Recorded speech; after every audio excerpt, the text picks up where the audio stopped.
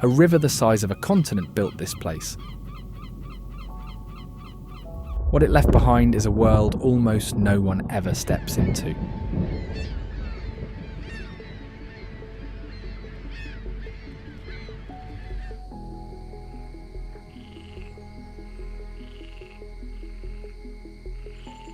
The Mississippi Delta is the part of America that history kept walking past. For generations, families were born here, raised here, and buried here, working some of the richest soil on earth without ever owning a single foot of it. Their labour built fortunes that shaped the nation. Their suffering shaped wounds the country is still carrying. In the evenings, when the fields went quiet, they made a music so deep. It became the foundation of nearly everything the modern world hears. Hidden between the cotton fields are ruins, ghost towns, ancient forests, and quiet waters most travellers will never see. The Delta is not loud. It does not ask to be remembered. But once you step into it, you begin to understand how much of America was actually made here.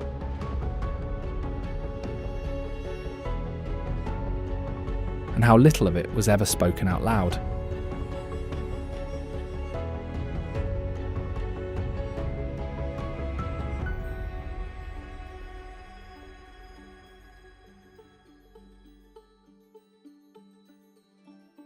In the mid-1800s, Mississippi was home to some of the grandest plantation mansions in the entire country.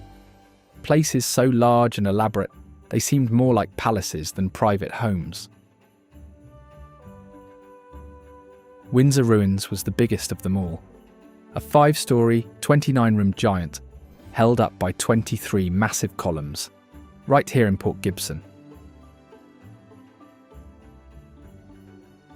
Built by over 600 enslaved people at a cost of about $6 million today, it survived the Civil War intact, its rooftop used by Union soldiers to spy on Confederate movements below. Then a single drop cigarette at a house party burned the whole thing to the ground overnight. All that's left are those 23 columns, each standing 45 feet tall, completely exposed to the open sky ever since.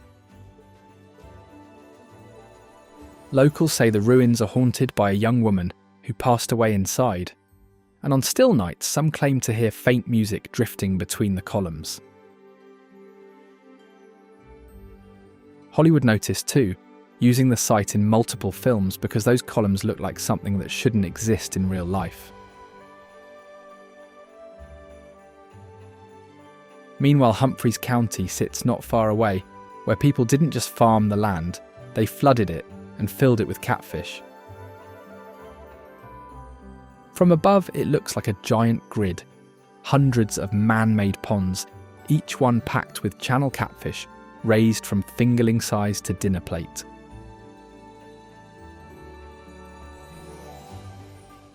Every pond is managed like a living machine. Farmers control oxygen, feeding and water temperature around the clock.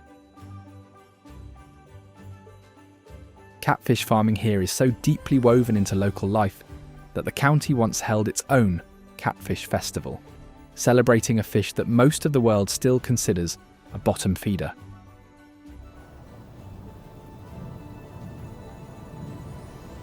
From here, the delta opens up along the Great River Road, a slower route that follows the Mississippi River from town to town.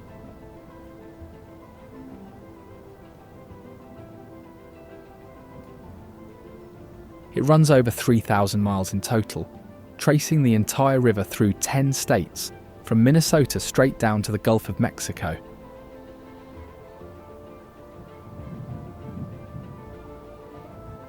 Along this stretch, the river isn't just scenery. It's the reason every town, every farm and every road out here exists at all.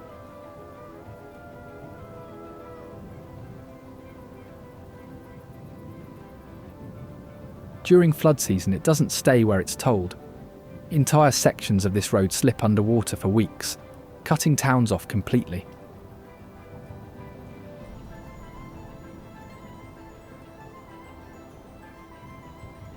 It shifts on its own, slowly changing course, leaving some towns that once sat on the banks stranded miles inland.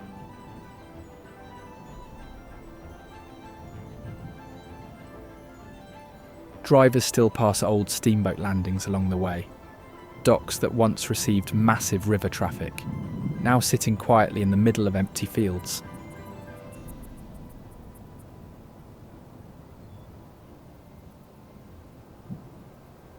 After dark, the road turns genuinely black, no city lights, just the faint glow of a cargo barge drifting in the distance.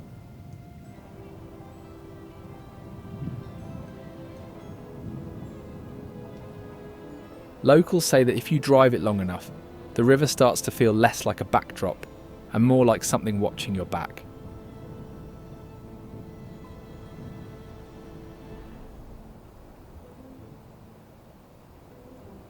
One town just ahead knows that feeling better than most.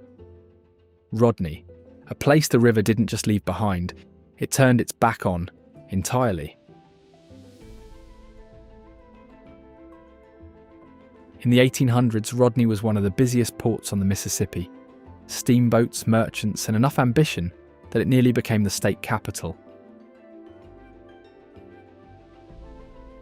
Then the river shifted course, moved miles away, and without the water, the trade died, the people left, and Rodney just stopped. The buildings still standing look exactly as they were left. Doors hanging open, trees growing through rooftops. A cannonball from a Civil War gunboat attack is still lodged in the wall of the local church. Never removed, never explained, just left there. Just beyond the flat fields, an old plantation helped change American music for good.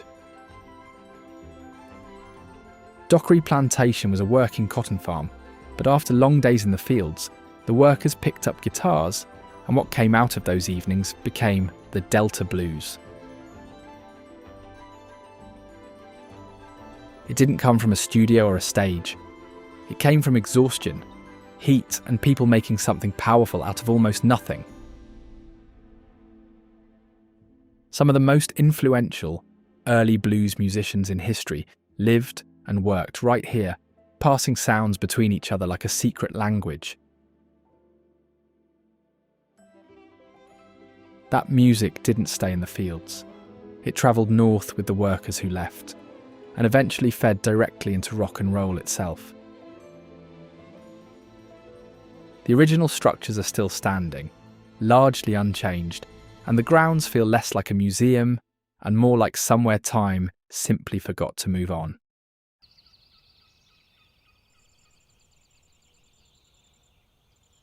Across the open farmland around Dockery, wildlife moves through the fields, along irrigation ditches, and wherever a patch of cover appears.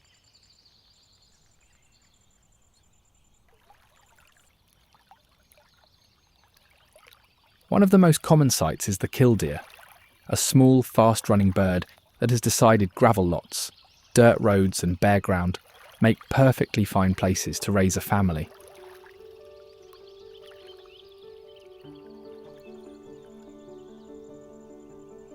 It doesn't build a nest, it just lays eggs directly on open ground, completely exposed with nothing around them.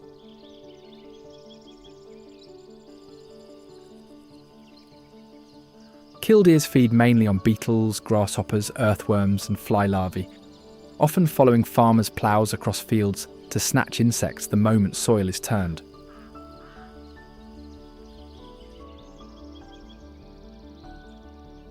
They hunt by sight, using a technique called foot trembling, standing on one leg and shaking the other in shallow water to flush out hidden prey before they lunge.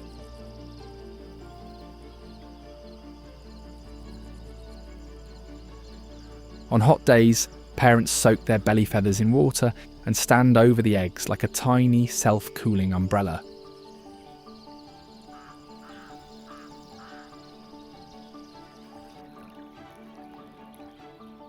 When a predator approaches, it stages a coordinated distraction, faking a broken wing or leading it away with a decoy, then suddenly flies off once the nest is safe.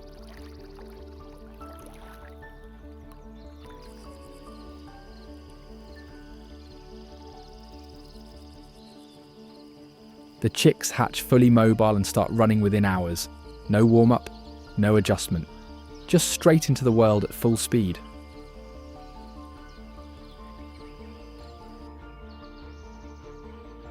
Nearby, another bird takes a very different approach. The barn swallow, built for speed and perfectly at home around the old structures scattered across this farmland.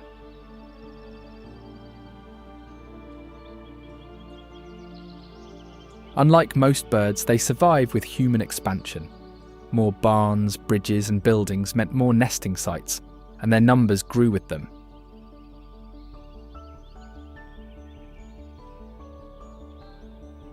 It builds its nest exclusively on man-made structures, barns, bridges, old buildings, using mud and saliva pressed together like natural cement.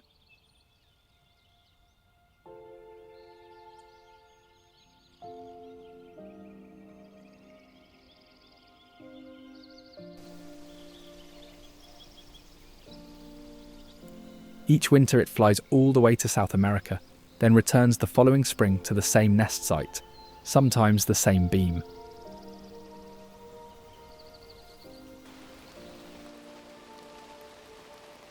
Barn swallows are highly social.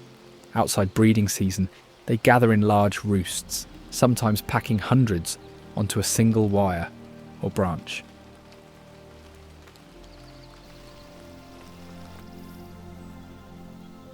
Those long forked tail feathers aren't just for looks, they work like a rudder, giving the swallow precise control in fast, acrobatic flight.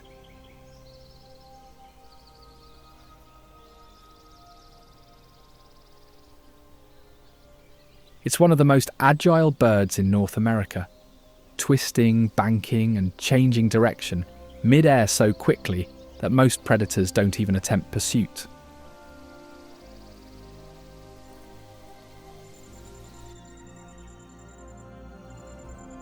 Out in the crop fields and wet edges, a louder, far more territorial bird is already staking its claim. The red-winged blackbird, and it does not share quietly.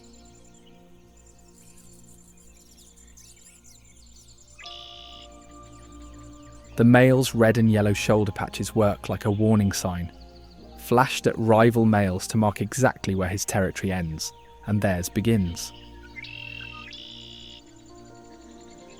When he wants to move through enemy territory undetected, he simply tucks them flat and becomes almost invisible.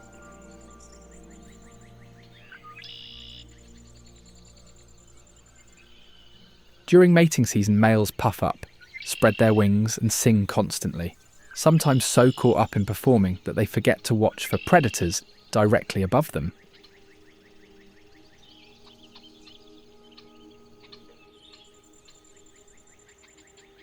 Their call, a raspy, liquid conclerie, is one of the first sounds to fill the delta at dawn, often before any other bird has made a sound. Small as they are, red-winged blackbirds will attack hawks, crows and humans without hesitation if a nest is threatened, and they aim for the head. Red-winged blackbirds can recognise individual human faces, and once they've decided someone is a threat, they will target that specific person every single time they return. And they remember.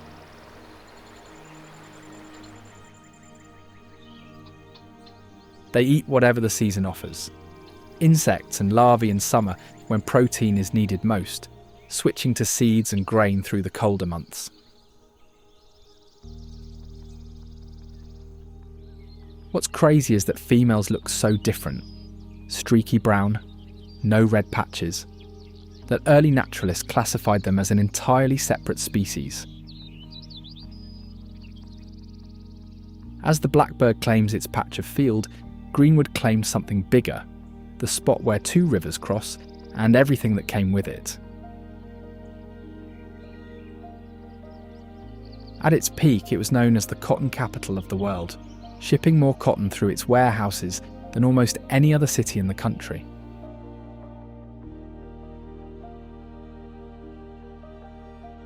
That wealth built grand storefronts, hotels, and a downtown that once buzzed with traders, merchants, and river traffic, most of which has since gone very quiet. Large sections of downtown Greenwood now sit empty, storefronts boarded up, and streets that once moved with commerce now barely move at all.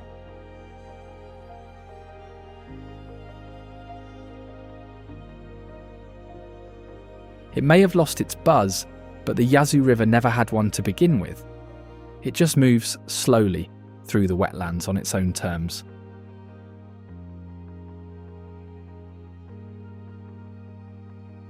The name Yazoo comes from a Native American word meaning river of death, and early explorers, after spending time on its murky, winding channels, didn't argue. It runs parallel to the Mississippi for most of its length, but never fully joins it, kept apart by levees, as if the two rivers agreed to stay out of each other's way. Without those levees, the entire basin would flood almost every year. The river drains so slowly that the water has practically nowhere to go. Just upstream, it leads somewhere surprisingly alive. Yazoo City, a small town with a big personality, painted right onto its downtown.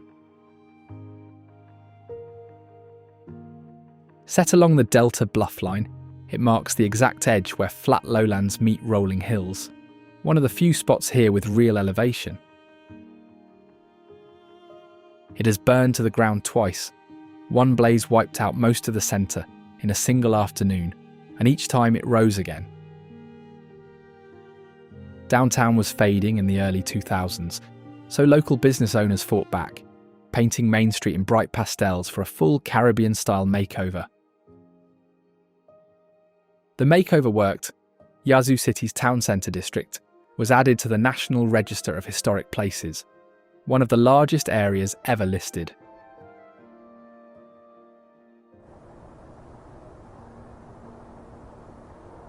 Along the muddy banks just outside town, snapping turtles rule the shallows, prehistoric, armoured, and utterly indifferent to anything above the waterline.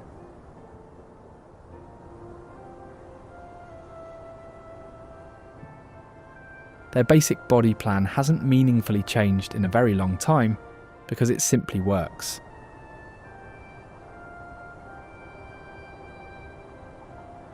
Unlike most turtles, a snapper can't fully retreat into its shell, so instead it bites, with a jaw strong enough to snap a broomstick clean in two. It spends most of its life on the riverbed, walking slowly and ambushing anything that passes. Fish, frogs, water birds, and the occasional unlucky duckling.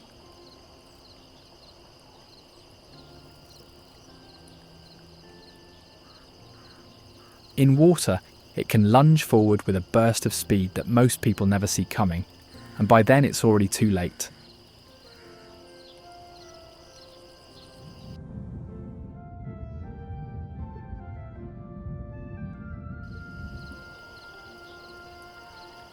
Females travel surprisingly far overland each season to find dry soil for nesting, crossing roads, fields, whatever's in the way.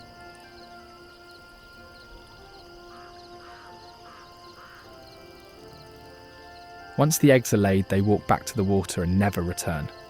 The hatchlings are completely on their own from the moment they crack out of the shell.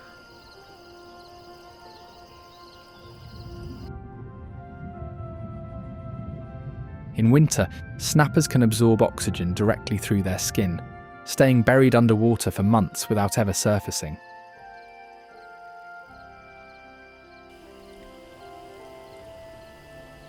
Some individuals living in these delta waterways are almost certainly older than anyone who has ever fished from its banks. Where the Yazoo moves wide and open, the Tallahatchie feels different, narrower, tree-covered, and shaped by everything the delta has pressed against its banks.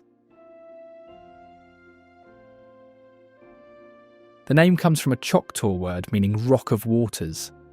Slightly ironic, for a river running almost entirely through flat, muddy soil with barely a rock in sight.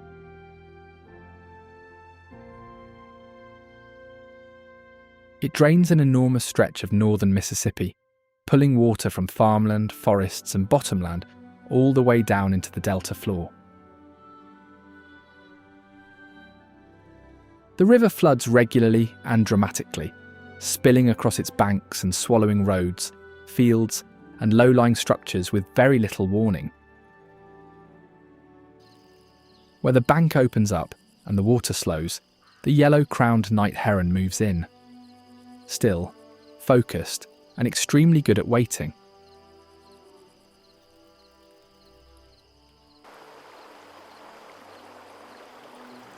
In shallow water, it stands perfectly still with its neck folded into an S shape. Coiled like a spring, ready to lunge the instant something moves within reach.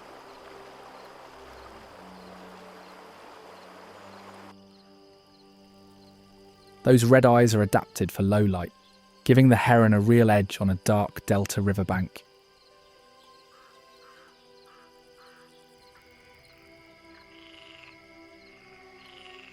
When hunting crayfish, it positions itself so the sun is always at its back, deliberately keeping its shadow away from the burrow entrance, so the crayfish inside won't sense it coming.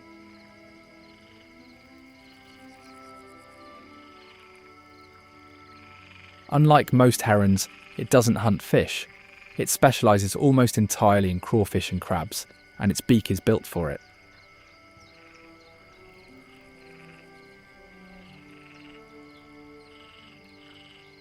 That beak is thick enough to crack open a crayfish shell in a single snap. Less elegant bird, more pair of living pliers.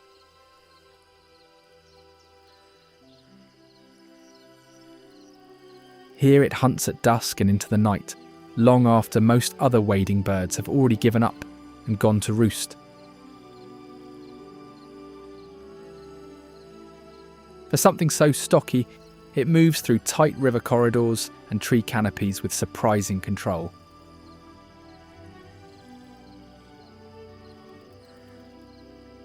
When perching, it tucks its neck in so completely it looks more like a stocky ball of feathers than a wading bird, almost unrecognisable from its hunting posture.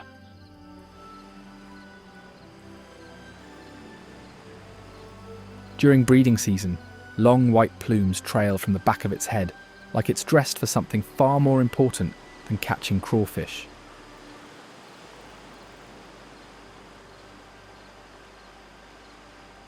It nests in colonies high in trees directly over water, and the chicks are so loud and persistent that the whole site sounds like a very poorly run argument.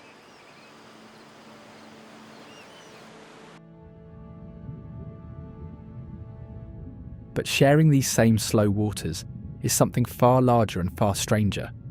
The alligator gar, a fish so prehistoric looking, it seems like it took a wrong turn somewhere in time.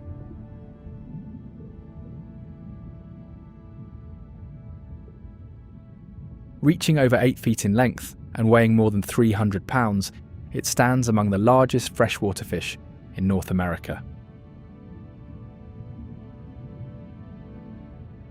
Armoured in thick, interlocking scales so hard that early Native Americans once used them as arrowheads, it carries its own natural protection. Its snout is wide and flat like an alligator's, lined with 2 rows of teeth built for gripping rather than slicing. Hunting comes by stealth, drifting near the surface completely motionless, resembling nothing more than a floating log before exploding sideways in a sudden sweeping strike. In warm, low-oxygen water, it rises to gulp air directly, surviving conditions that would weaken most fish and thriving in these slow river stretches. Adults have no real predators. Nothing in these waters is large enough or bold enough to try. South of Greenwood, the river once curved and looped away from itself, leaving behind Lake Washington, a still oxbow the Mississippi simply walked away from. These abandoned bends form when a river cuts across its own tight curve, sealing off the old channel and isolating it as a separate body of water. Among the largest of its kind in Mississippi, Lake Washington still preserves the faint outline of that former course in its sweeping arc. With no current to stir it, the water settles into near stillness, creating one of the most abundant fishing grounds in the entire delta. Local fishermen have long claimed the lake has no bottom, saying lines never reach the floor, and no one has proven them wrong.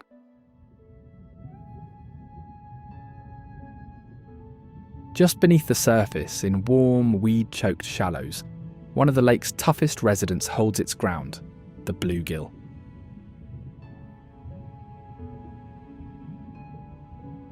It's one of the most common fish in North America, but pound for pound, anglers consistently rate it one of the hardest fighting fish you can pull from fresh water.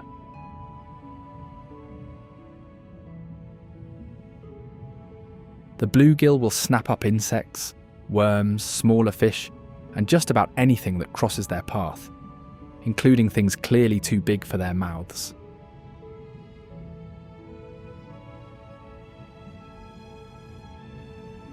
Males build and guard nests entirely alone, fanning out shallow depressions in the lake bed and aggressively chasing off anything that gets close.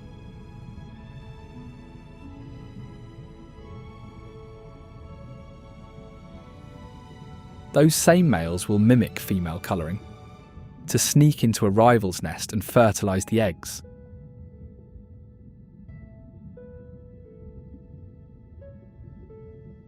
In still, warm lakes, they can multiply so fast they quietly outcompete larger fish and take over an entire ecosystem from the bottom up.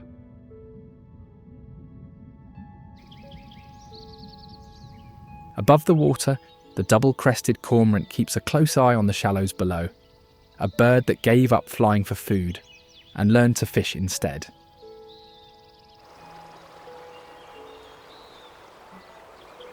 Its feathers are not waterproof, which sounds like a terrible design until you realise it's exactly what lets it dive without being pushed back to the surface.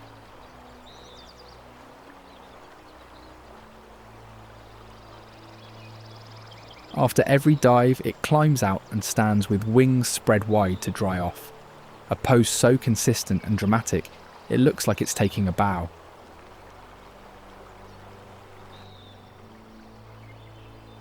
Underwater, it uses powerful webbed feet to chase fish through tight turns and direction changes, steering with its tail at speeds most fish don't see coming.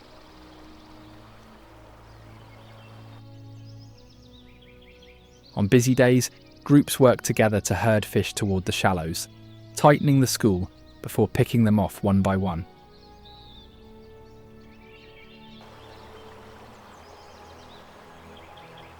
Their nesting colonies pack so densely into single trees that the combined weight of birds and droppings eventually kills the tree entirely. Where the water ends, the delta's agricultural past begins. Mount Holly Plantation stands just back from the shore, rooted in a history as old as the lake itself.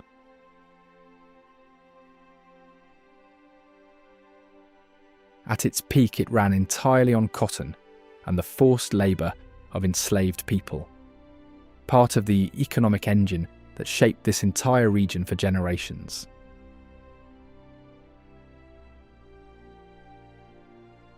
In June 2015, Mount Holly burned to the ground in an early morning fire, leaving only its shell standing, one of the region's most documented losses in recent memory.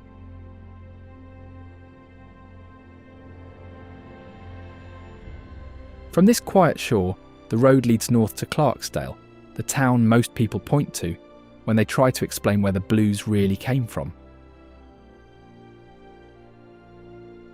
At the town's crossroads, legend says a young musician sold his soul to the devil for unmatched guitar skill. That story has never been proven, never been disproven, and Clarkdale isn't particularly interested in settling it. At its peak, the town was a booming cotton hub. Money, rail lines and workers flowing through, fueling juke joints and music after long days in the fields. Clarkdale still has working juke joints, real ones, not staged for tourists, where live blues plays on weekends in the same raw, unpolished format it always has.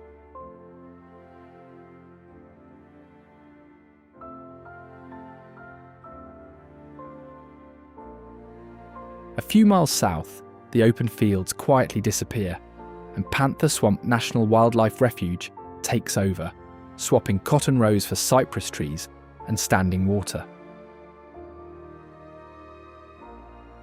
It spans nearly 38,000 acres, much of it underwater for part of the year when seasonal rains flood the forest floor into a shallow, murky lake.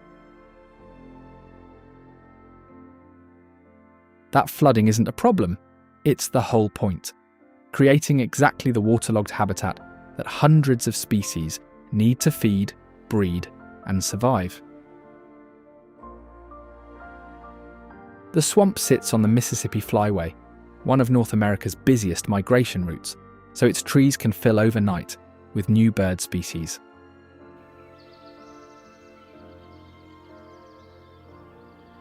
Beneath the dense canopy and across the shallow waters, movement turns subtle as wildlife disappears into the flooded forest. Here, the prothonotary warbler flashes through like a lit match.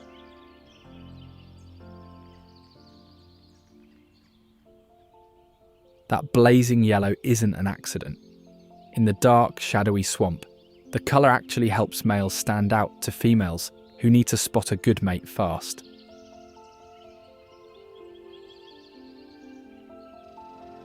Unlike most songbirds, this one is built specifically for swamps. It's one of the very few warblers in North America that nests directly over water.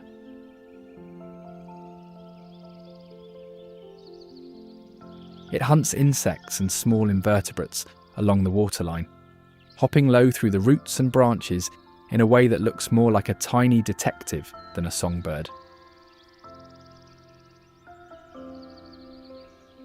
Every spring, it makes one of the most ambitious commutes in the bird world, flying all the way from South America to the swamps of the Mississippi Delta.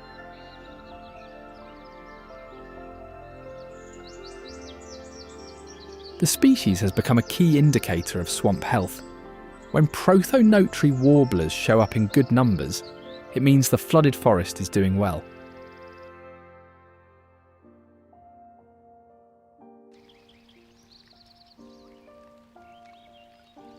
Sharing those same flooded cavities, and occasionally competing with the prothonotary for nest sites, is the wood duck.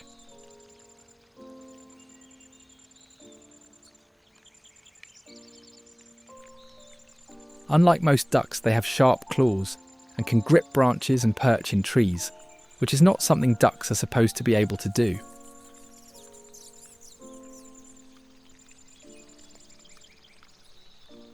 The male is arguably the most overdressed bird on the continent. Iridescent green head, chestnut chest, red eyes, and a colour pattern so detailed it looks painted on.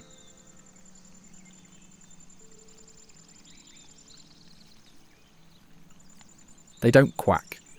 The female makes a rising, whistling call that sounds nothing like a typical duck, and the male produces a thin, reedy whistle that's easy to miss entirely.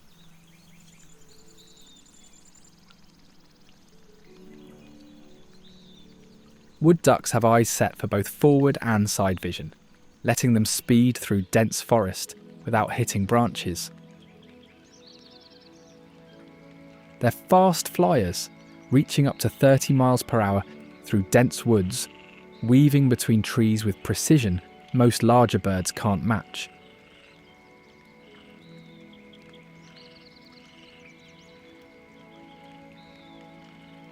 This mix of traits lets them live in trees and on water, nesting in flooded forest cavities and moving easily through dense woods.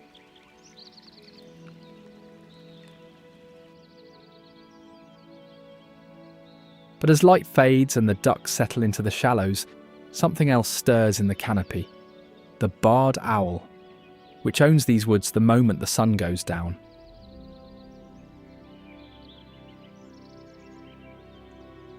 Unlike most birds of prey, it never migrates.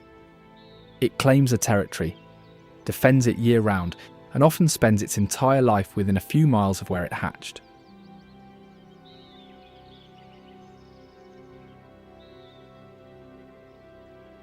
A mated pair doesn't just live together. They call back and forth through the forest, using sound to stay connected across the dark canopy.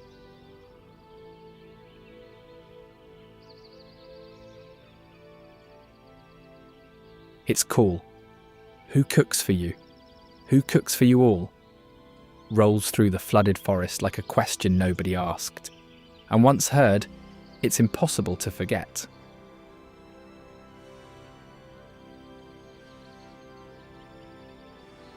Specialised flight feathers with a soft, comb-like edge suppress turbulence in the air, allowing it to move almost without sound.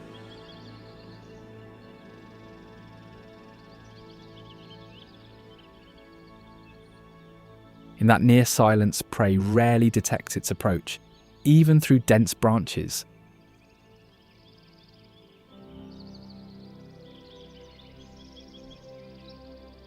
Rather than relying on sight, it pinpoints movement in total darkness using hearing alone, able to track the exact source of a rustle.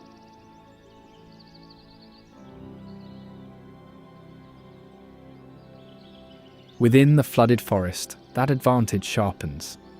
Anything moving through shallow water gives itself away through sound, and the owl is always tuned in.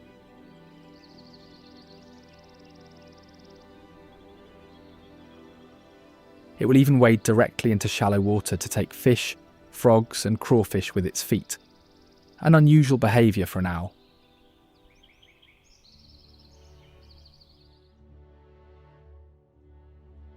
Not far from here, the trees clear and the water disappears, replaced by the open fields and quiet streets of Marks. In 1968, Martin Luther King Jr. visited, was moved to tears by its poverty, and helped inspire the Poor People's Campaign, putting this small town on the national stage. But its surrounding land tells its own story. Quitman County was once a top cotton producer in the Delta, worked largely by sharecroppers who saw little of the wealth.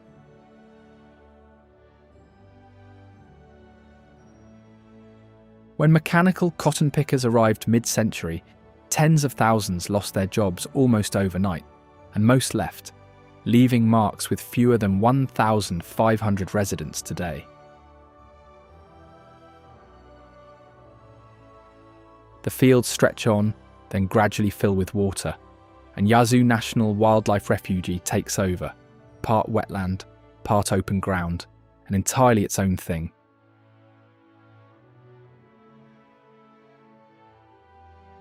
Much of this land was once cleared, drained and farmed, and restoring even a fraction of its wetlands took decades of work and major federal investment. The Delta's fertile soil drove widespread conversion, leaving conservation here in constant tension with surrounding farmland.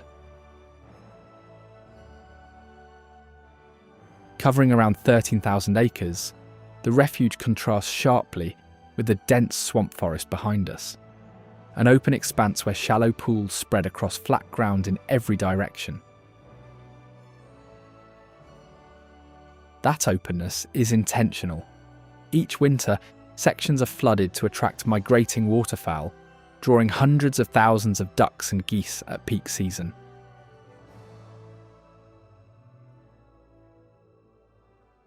Water levels are constantly fine-tuned, too high shifts species in, too low strips food away.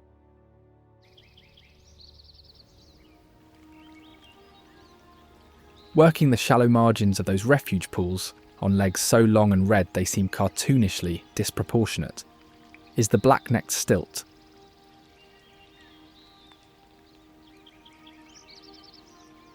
Those legs are around 9 to 10 inches, and they're the second longest relative to body size of any bird in the world, which allows the stilt to wade into water confidently.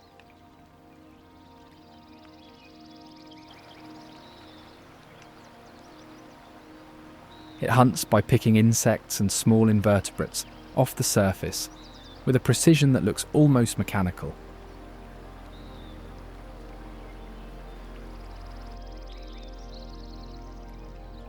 The open, shallow pools of Yazoo are perfect for this. Still water, clear visibility, and food sitting right at leg level.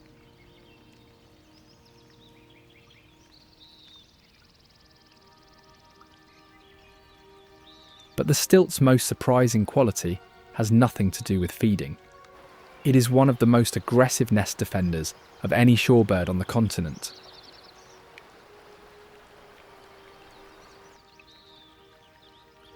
When a predator gets too close, the entire surrounding colony converges at once, diving in constant rotation, screaming at a volume that carries well across the flats.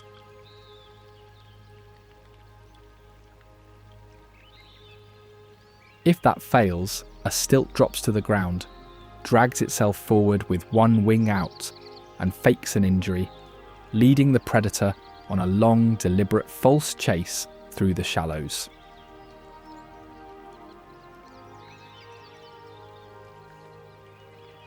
Chicks leave the nest within hours of hatching and are already running before most birds have opened their eyes.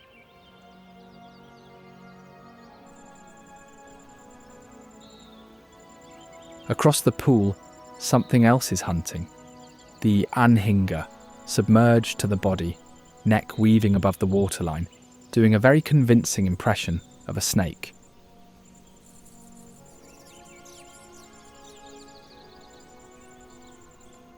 That silhouette even earned it a nickname, snakebird, and once you see it move through the water, the name makes complete sense.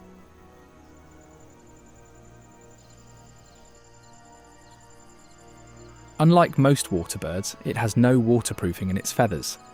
It gets completely soaked every dive, which sounds like a terrible design for a bird that hunts underwater.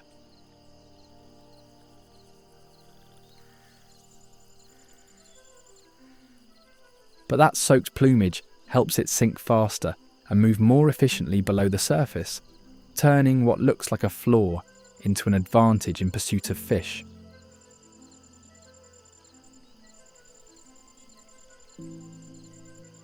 It stalks fish slowly, then snaps its neck forward like a spring-loaded spear, stabbing prey rather than grabbing it.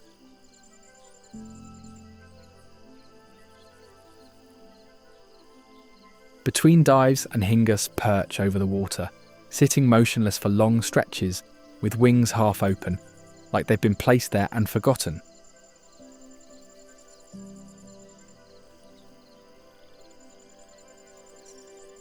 That treetop perch isn't laziness.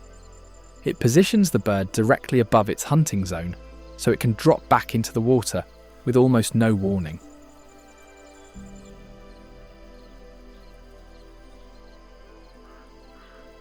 When it finally takes off, it rises into the air to dry and recover, revealing a surprisingly strong flyer, once no longer waterlogged.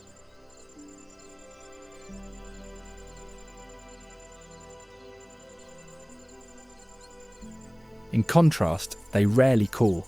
They communicate mainly through bill clicking and visual displays rather than sound.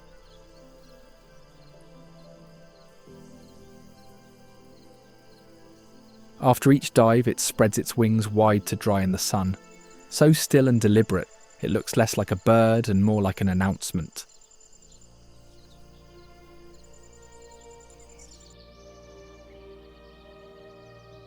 High above the swamp edges and open fields, a slim grey raptor with long pointed wings drifts in slow circles, the Mississippi kite.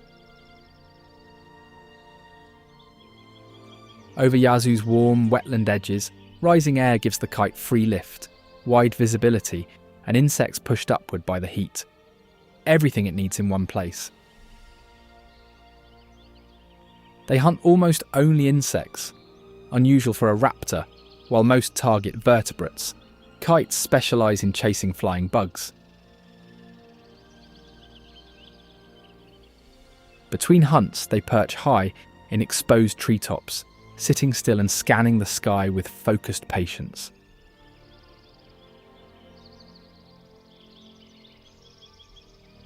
They're fiercely defensive, dive-bombing people, dogs, and anything that gets too close, and are often unpopular in suburban areas where they nest.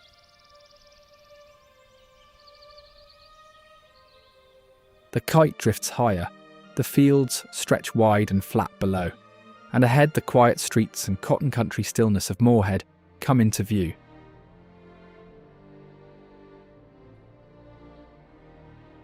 It sits at the point where two rail lines once intersected, turning an otherwise small settlement into a key stop on the regional map. At its peak, Morehead functioned as a busy rail town, goods, workers and travellers constantly passing through, giving it an energy far beyond its size.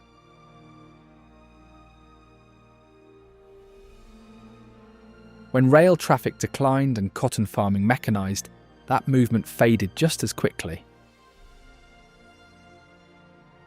Past the old crossing, flat farmland gives way to trees and soft ground. Hillside National Wildlife Refuge begins, where forest, wetland and farmland all meet at once.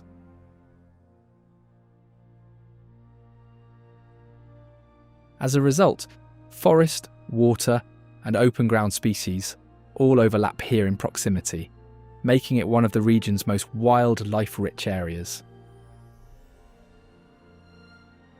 The refuge sits in a low-lying zone that floods unpredictably, depending on rainfall and river levels, so the land is never quite the same. 2 seasons in a row. Those changing water levels constantly reshape the ground, exposing mudflats, refilling shallow pools, and resetting food sources across the area.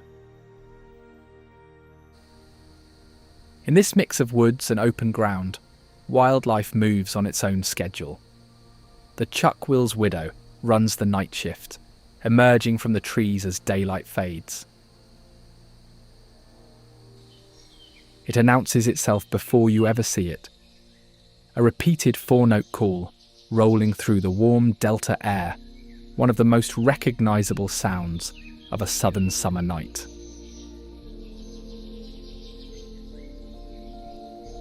The bird is named directly after that call, which means every time someone says its name out loud, they're accidentally doing an impression of it.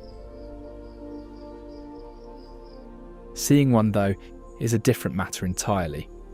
Its feathers match dead leaves so precisely that it can sit on the forest floor in plain sight and disappear completely.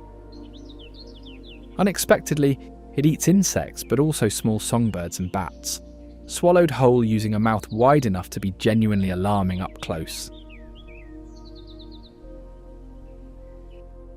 That huge mouth works like a net in flight, scooping prey from the dark. No precision needed, just speed, timing, and a wide open catch.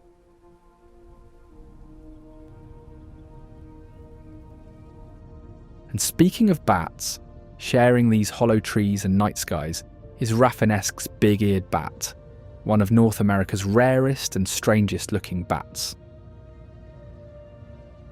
Those ears are the first thing you notice.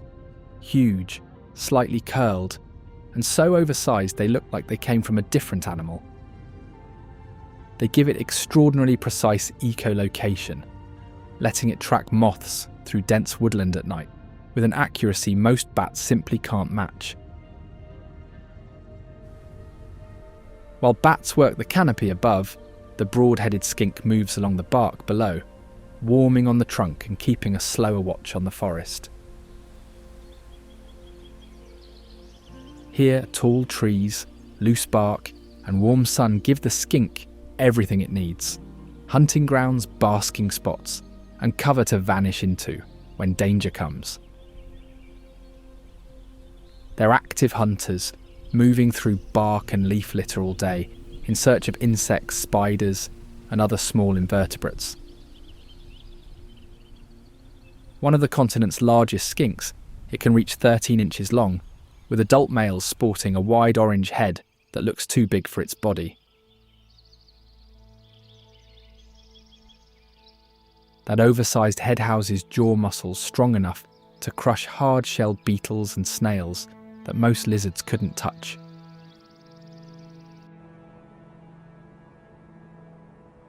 From the flat delta interior, the land rises slightly as the road bends south toward one of the oldest travel corridors in North America.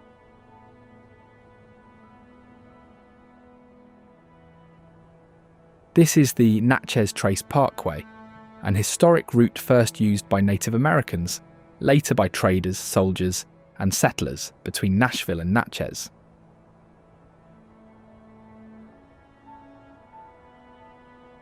In the early 1800s, it was one of the continent's most dangerous roads. Bandits preyed on northbound travellers, and disappearances were common. Today, it feels completely different. No commercial traffic, no billboards, and no stoplights along its entire length.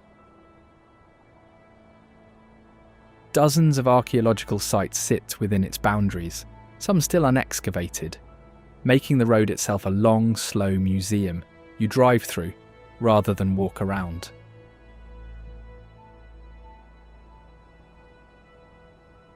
At the bluffs, the trace gives way to something heavier.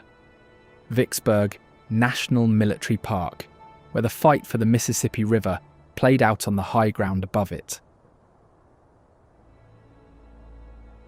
Whoever controlled Vicksburg controlled the river, so Union forces besieged the city for over 6 weeks, cutting off supplies until the Confederate garrison ran out.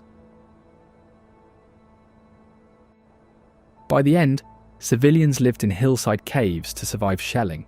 The city didn't surrender in battle, it starved, and the park now holds over 1,000 monuments and markers. The Illinois Memorial stands among them, a domed, pantheon-inspired structure, honouring Illinois soldiers, impressive enough to make visitors pause.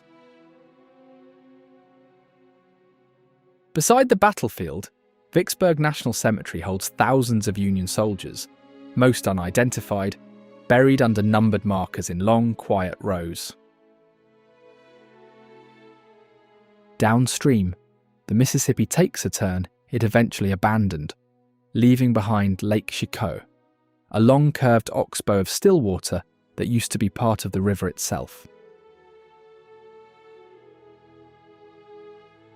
At roughly 20 miles long, it is the largest natural lake in Arkansas, completely cut off from the river that made it, frozen in the shape of a bend the Mississippi outgrew.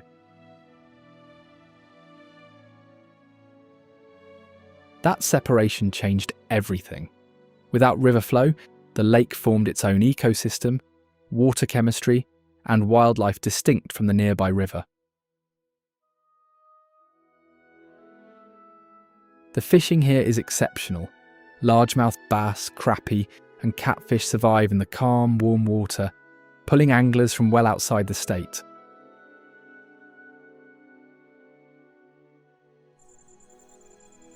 At the marshy edges where the reeds take over, something tiny and nearly invisible is already in there.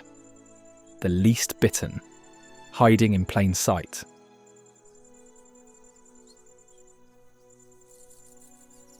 This is the smallest heron on the continent, small enough to fit in your palm, yet one of the most skilled hunters in the marsh.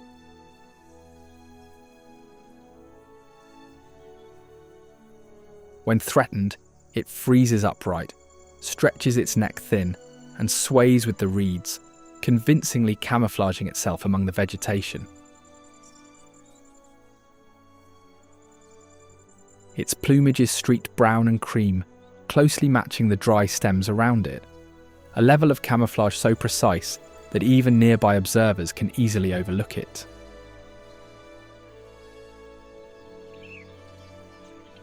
When hunting, it grips reed stems with both feet and leans out over the water, snapping up fish and frogs with pinpoint accuracy.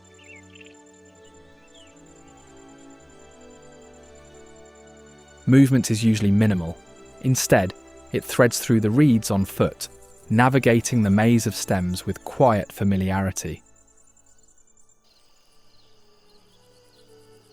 A few yards away, in a colour palette that has no business existing in a Mississippi marsh, the purple gallinule walks across a lily pad.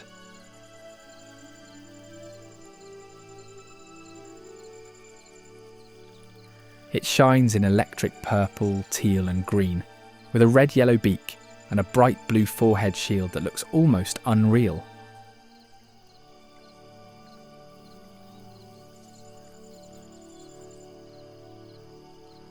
Those absurdly long toes spread their weight across floating leaves, letting it walk on vegetation that would sink under almost anything else.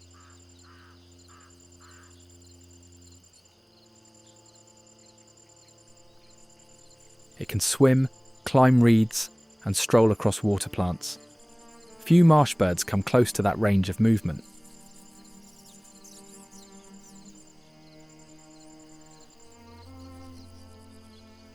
When the season turns, they migrate, and sometimes end up spectacularly off course, spotted as far away as Iceland, completely lost and very far from home.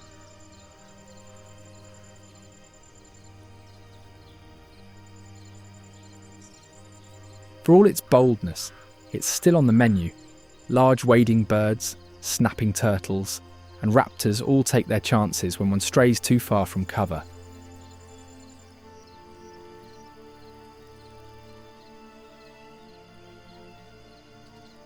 But the water here stays calm and the vegetation stays thick, giving this walking rainbow just enough cover to pull off its act season after season.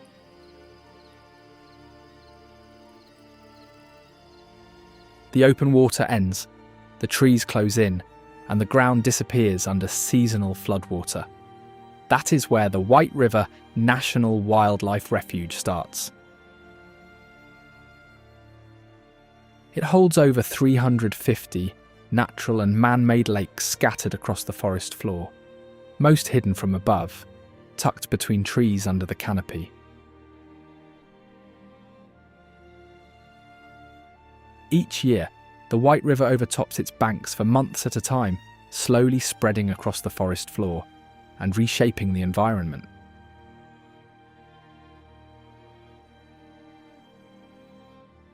At peak levels, about 3/4 of the refuge is submerged, as rising water gradually overtakes the woods, rather than arriving all at once.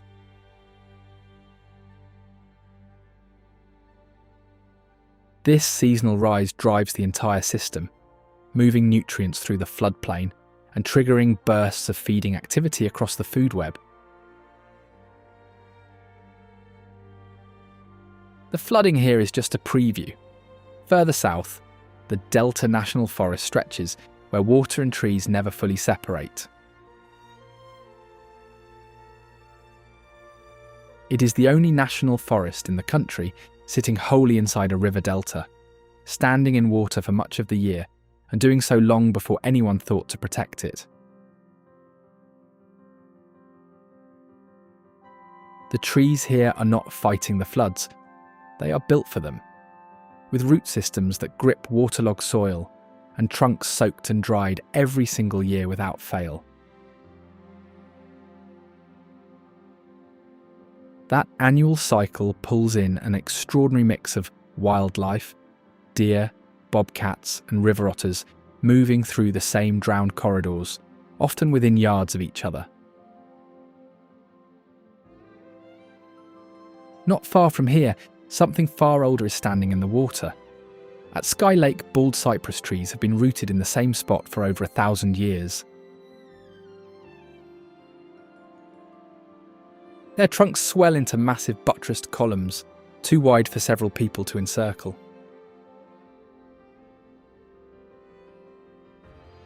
Cypress knees rise around them, sharp wooden spikes pushing up from the lake floor.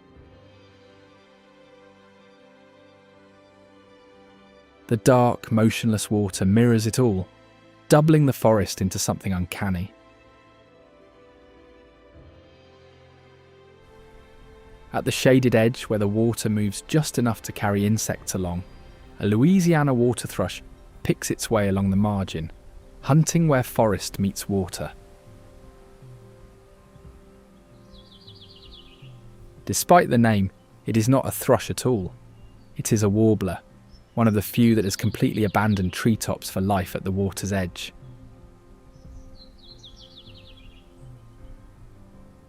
It bobs its tail in a constant mechanical pump as it walks, never stopping, and scientists still debate exactly why.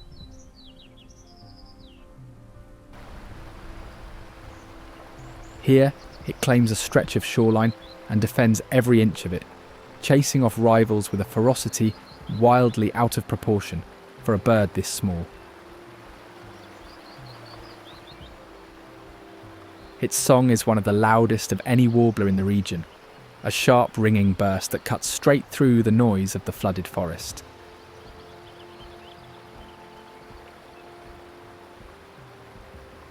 Come autumn, it flies to Central or South America, crossing the Gulf of Mexico on a journey almost unimaginable for something that weighs less than a handful of coins.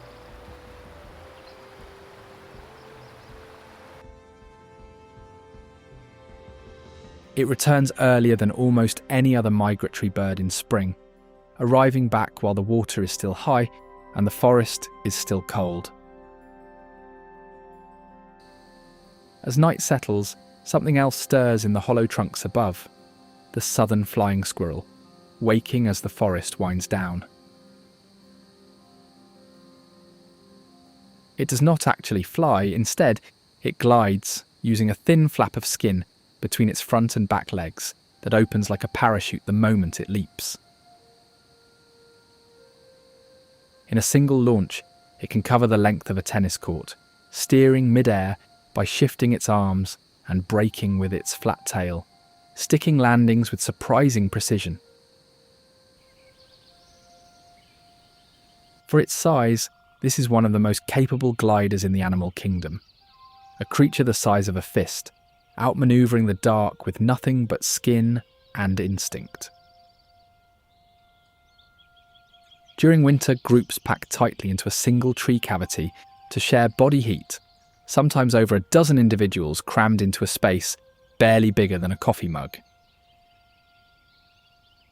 Diet is opportunistic: nuts, insects, bird eggs, and occasionally small birds, which surprises most people who assume it lives entirely on seeds.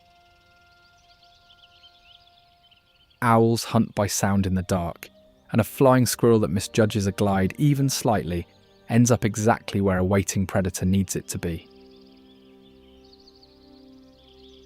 Most people in these forests have never seen one, not because they are rare, but because they operate in a world that runs entirely after dark.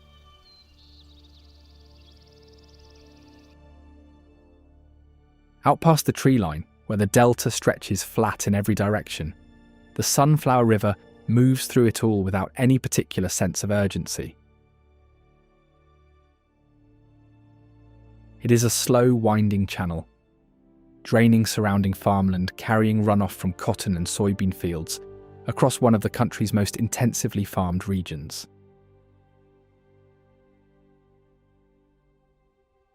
Long ago, it was straightened and channelized for agriculture, permanently altering its natural course. That modification, combined with decades of agricultural runoff, has quietly degraded water quality, affecting both the wildlife and the rural communities that rely on it most.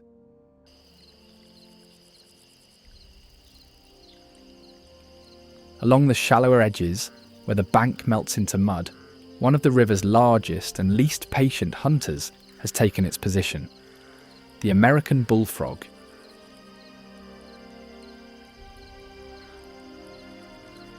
It is the largest native frog in North America, with a diet ranging from insects and fish to mice, small snakes, and even other frogs.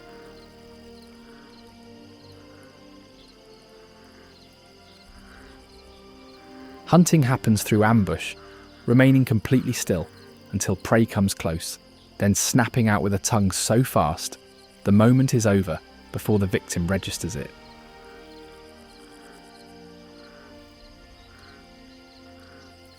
Its mottled skin merges it seamlessly into mud and vegetation, rendering it nearly invisible until it moves.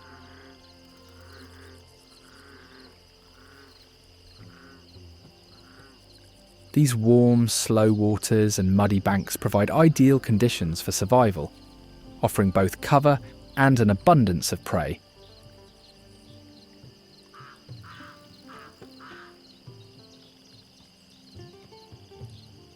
The male's call is the sound of delta summer nights, a low, resonant boom that carries across open water and announces his territory to every bullfrog in earshot.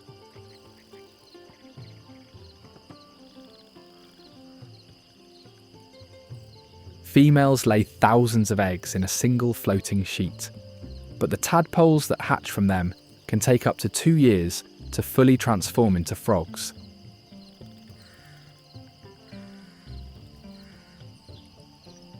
When danger nears, it launches off the bank in a splash and dives to the bottom, using the murky water as cover until the threat passes.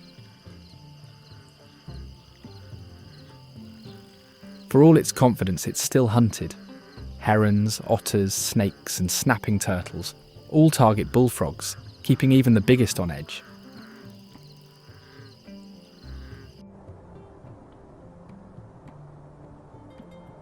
As the river keeps moving, it reaches Greenville, a delta city shaped by cotton floods and a history that runs as long as the river itself.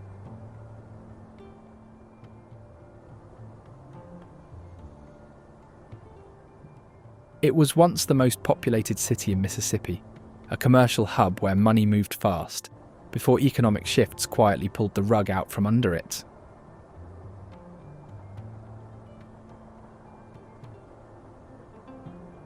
Cotton still surrounds the city on every side, fields stretching out flat and white at harvest time, a crop so tied to this place that the local economy still moves with it.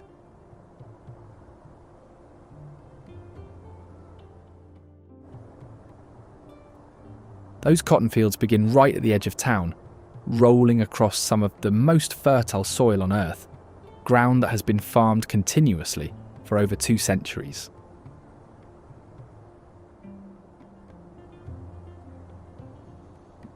Across the seasons, the land shifts from bare brown in spring to dense green in summer, before a sudden white harvest transforms delta into something snow-covered.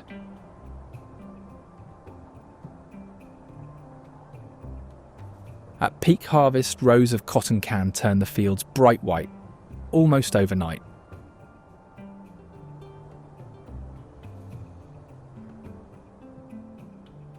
Cotton was not just a crop here.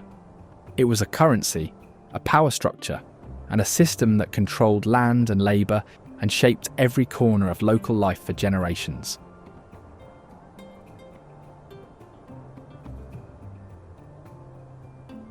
For centuries, Delta cotton has been exported worldwide, its fibres ending up in factories in Bangladesh, mills in Turkey, and luxury goods in Europe.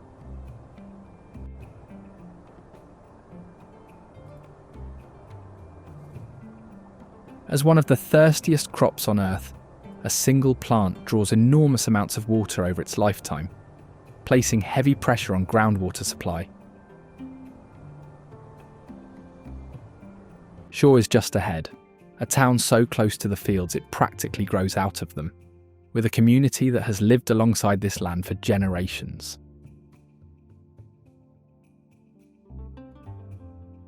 In one of the region's most historically significant counties, plantation agriculture and labour once shaped national debates on race, land and power. The town itself grew around the railroad and cotton economy, and when both declined, it felt the loss quickly, mirroring a pattern seen across much of the region.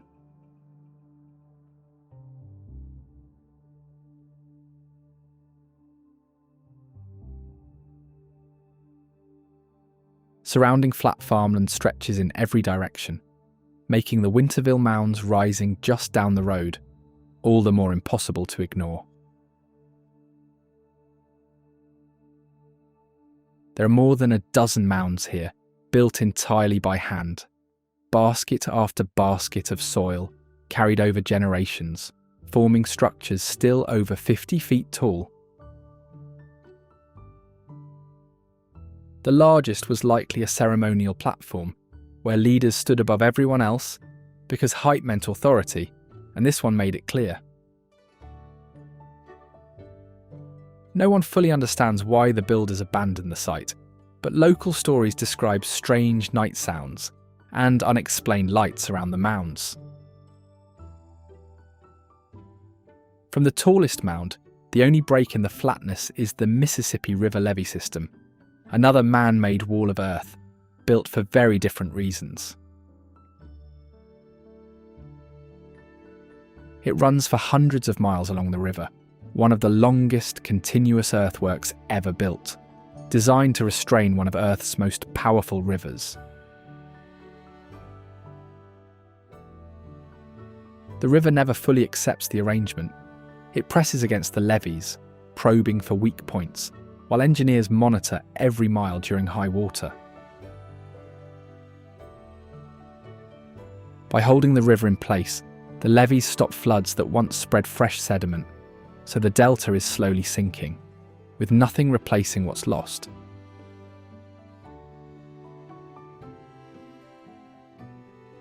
Near the levee's grassy edge, a bird with an absurdly long tail cuts through the open air.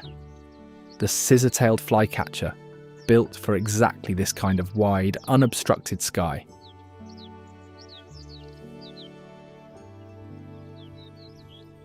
That tail works like a rudder, letting the bird pivot, brake and change direction mid-air with a precision that makes catching a flying insect look completely effortless.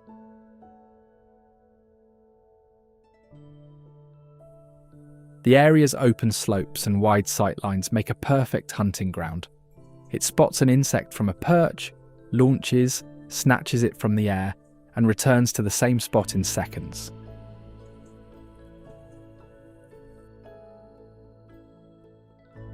Despite its size, it regularly chases off hawks and crows far larger than itself, defending its territory with confidence that seems completely uncalibrated to its actual body. While the flycatcher works the sky, the sun-baked ground below has its own fast mover, the six-lined race runner, darting between patches of grass like it runs on pure electricity. Among North America's quickest lizards, it can reach nearly 18 miles per hour, its six pale stripes breaking up its outline as it flashes across open ground to evade predators.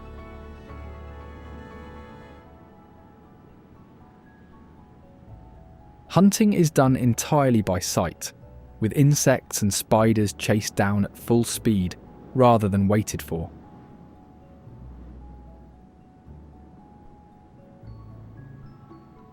During those chases, it also flicks its tongue constantly, sampling chemical signals in the same way a snake tracks scent trails.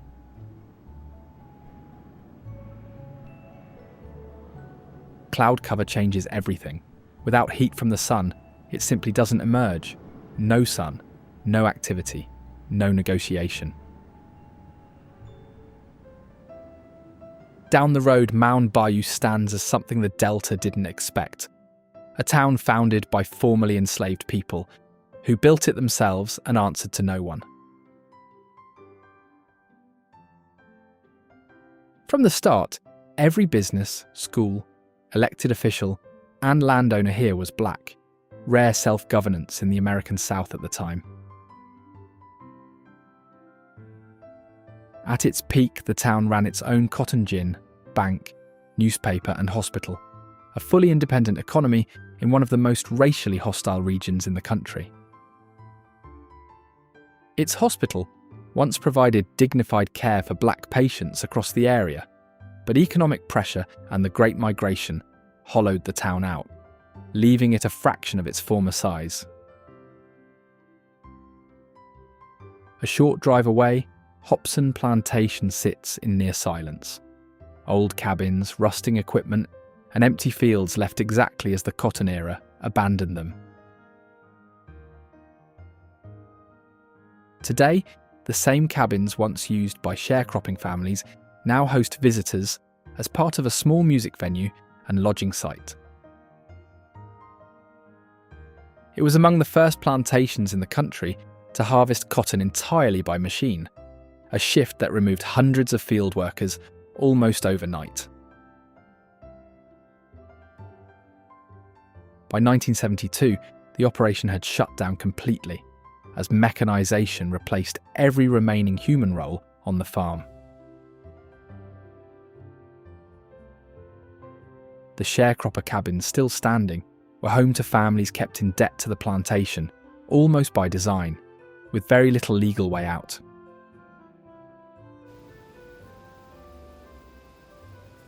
All of it, the cotton, cabins, music and migration, lies just miles from the Mississippi River, which has been flowing through it the entire time.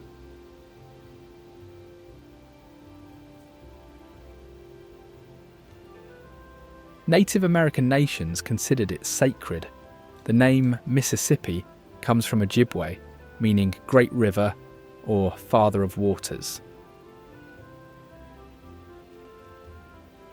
It drains about 40% of the continental United States, pulling water from as far as Montana and New York into a single channel that empties into the Gulf of Mexico.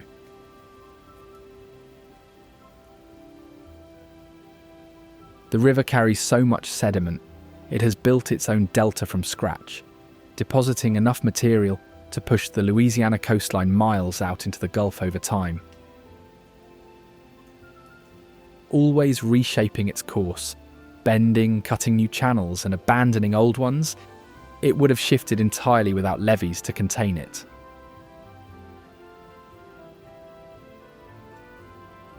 At flood stage, the volume moving past a single point is almost impossible to picture, enough to fill an Olympic swimming pool in under a second, sustained for months.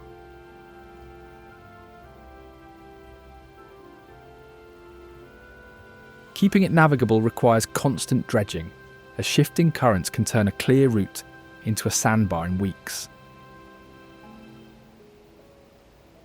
Its colour is never fixed, brown with sediment downstream, greener upstream, changing with rain, seasons and whatever its tributaries carry.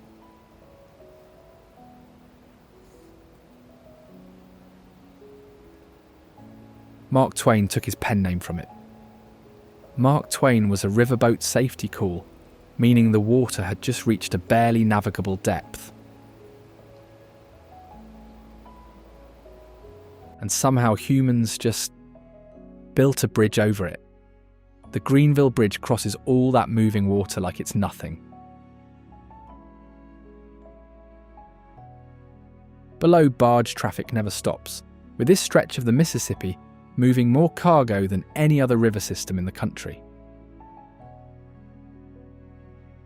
A single barge carries what it would take 70 semi-trucks to haul, turning that slow, quiet procession into one of the most efficient freight operations on the planet. Pilots navigating underneath don't rely on GPS the way you'd expect. Instead, they read the water itself, watching current lines and floating debris to judge depth and drift. Overhead cables are tuned to precise tensions, like guitar strings, keeping the entire deck stable against the wind.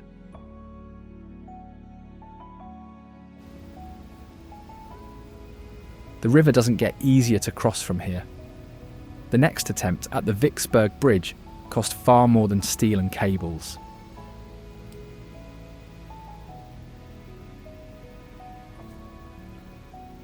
Here, two spans run side by side, one for vehicles, one for trains, keeping traffic moving across the Mississippi with almost no interruption. The rail structure still uses a swing span, a section that physically rotates open to let tall river traffic through, a mechanism that feels almost out of place at this scale.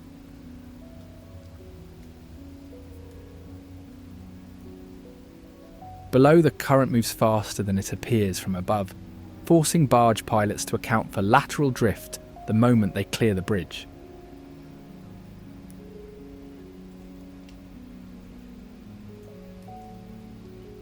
The old Vicksburg bridge next to it developed a slight lean, after the ground under two of its piers shifted shortly after construction, and it has remained that way ever since.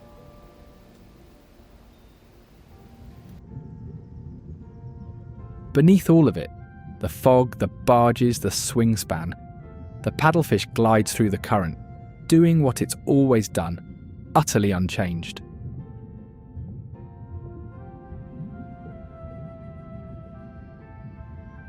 It has no real teeth, almost no scales, and can barely see. Yet it finds food by sensing the electrical fields of microscopic organisms swimming open-mouthed through the murk.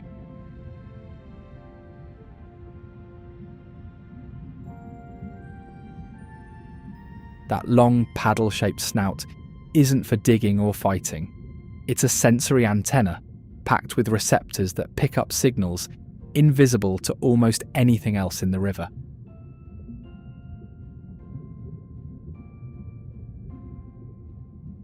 Their eggs are sold as American caviar, and that pressure has pushed them onto threatened and protected lists across multiple states.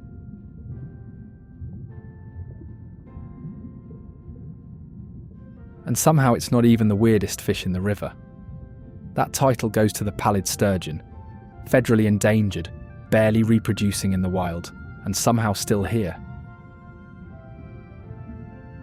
It's been swimming rivers like this since the age of dinosaurs, and it looks the part, with armoured plates instead of scales, and a shovel-shaped snout built for the bottom.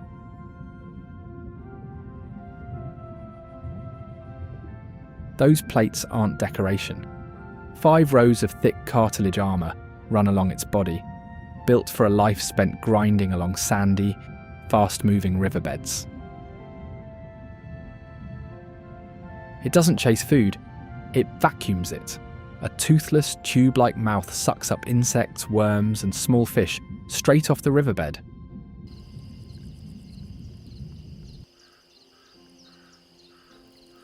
Meanwhile, on the sandbars where the current finally slows, the spiny softshell turtle has claimed its spot in the sun.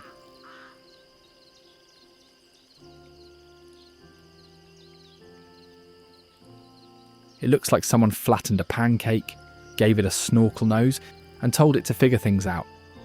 And somehow, it works.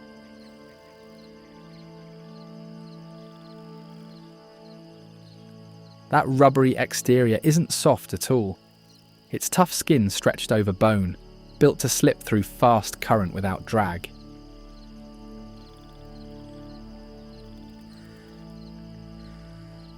It can absorb oxygen directly through its skin underwater, staying submerged for hours without ever surfacing for air.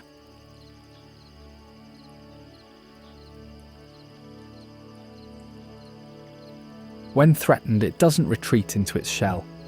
It runs, and when in the water, it's fast enough to outswim most things chasing it.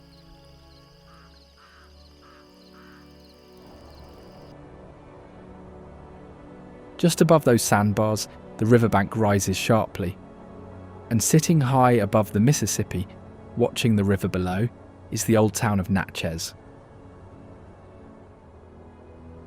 Unlike most river towns that grew up along the water, Natchez was built deliberately on a bluff, high enough to stay dry when the Mississippi flooded everything else. That elevation made it the wealthiest city per capita in the entire country for decades. And because it was spared heavy destruction during the war, many of those mansions still stand today.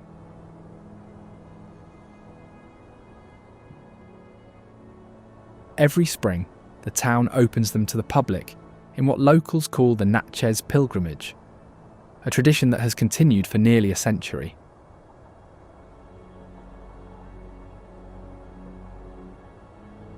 Below the bluff, life once moved differently. The district known as Natchez under the hill formed at the river's edge, notorious for gambling halls, brawls, and river pirates.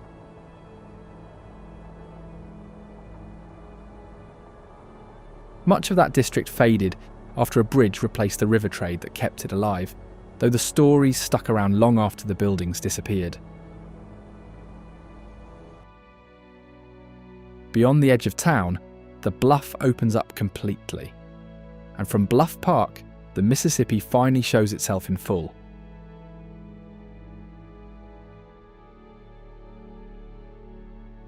The Spanish designated this ground as public space when they controlled the region, and it has stayed that way ever since. Never built on, never sold, permanently open. From up here, barges push slowly through the current far below. The same view traders, soldiers, and visiting dignitaries have stood here to take in for centuries.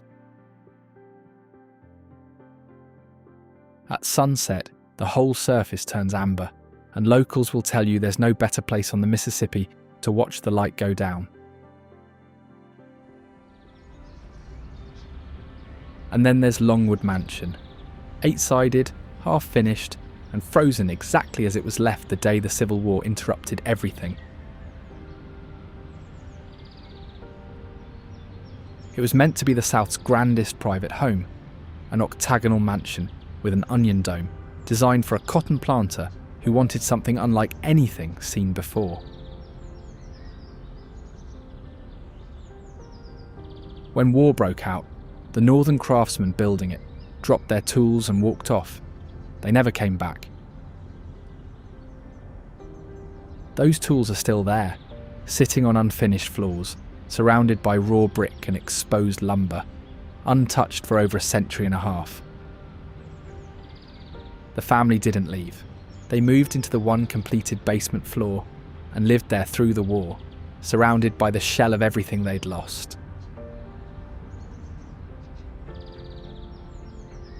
Visitors have reported strange sounds from the unfinished upper floors for decades, and the mansion has earned a quiet reputation as one of the most unsettling places in Natchez after dark.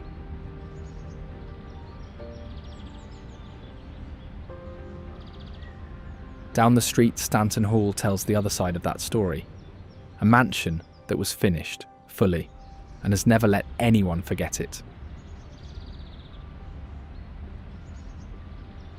It took 6 years to build and consumed an entire city block. The marble mantels, chandeliers, and decorative fittings all imported at staggering cost. The Civil War threatened everything it stood for, yet Stanton Hall survived intact, its scale and craftsmanship apparently enough to give even occupying forces pause.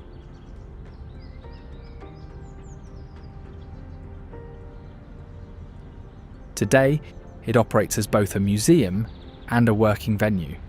People still hold weddings in rooms that once housed occupying soldiers.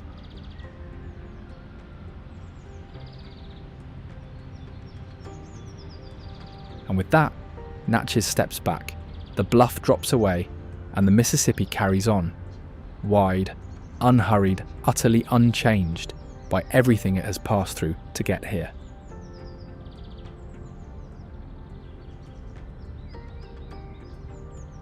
This is the Mississippi Delta, a land of hidden wonders and remarkable architectural marvels.